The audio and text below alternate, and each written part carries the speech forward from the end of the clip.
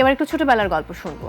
সেই ছোটবেলা এবং ছোটবেলায় তমা আসলে কেমন ছিল যখন তিনি নাচ করতেন এবং মায়ের তমাকে নিয়ে অনেক স্বপ্ন ছিল? আমি এখনো যেরকম ছোটবেলায়ও এরকমই ছিলাম। ছোটবেলায় আমি আরো শান্ত ছিলাম, আরো কম কথা বলতাম। তুমি যেমন আমাদের সাথে কিন্তু টকেটিভ, আমরা অনেক কথা বলি যখন আমাদের দেখা হয় বা অন্য মানে তোমার যাদের সাথে একটু ভালো আন্ডারস্ট্যান্ডিং রয়েছে। হ্যাঁ, আমি জানি না, ধরো অনেকে হয়তো ভাবতে পারে যে আমি একটু মুডি বা আমি একটু কম, মানে আমার মধ্যে হয়তো অ্যাক্টিভিটিস আছে যেগুলো দেখে হয়তো অনেকের পছন্দ নাও হতে পারে। কিন্তু আমি যাদের সাথে, মানে আমার বন্ধু খুব কম, তুমি জানো। হ্যাঁ। আমার হাতে গোনা 4-5 জন মানুষ আমার বন্ধু বা কাছে। আর আমার ইন্ডাস্ট্রির মধ্যে তো আমি একটু, আমার মনে হয় যে তুমি আছো দেখে বলছি না, তুমি নিজেও জানো আমি একটু ফ্রিলি কথা বলি হয়তো তোমার সাথে, তুমি আছো।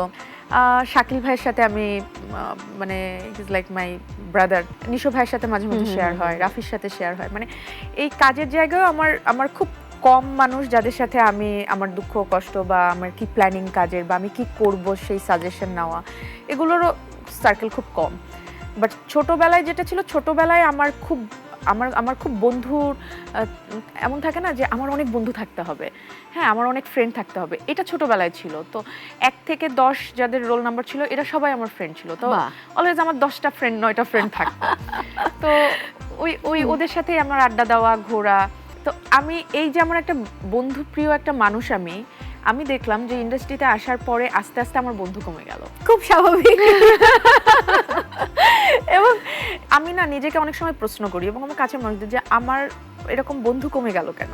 হ্যাঁ, তো আমি পরে ভাবলাম যে হয়তো আমি যেমন টাইপের, এই টাইপের মানুষ হয়তো আমাকে ভাবে না, মানে আমাকে ওভাবে ভাবে না যে আমি যে একজন আমি যে ভালো বন্ধু হতে পারি বা আমি আসলে অত জাজমেন্টাল না।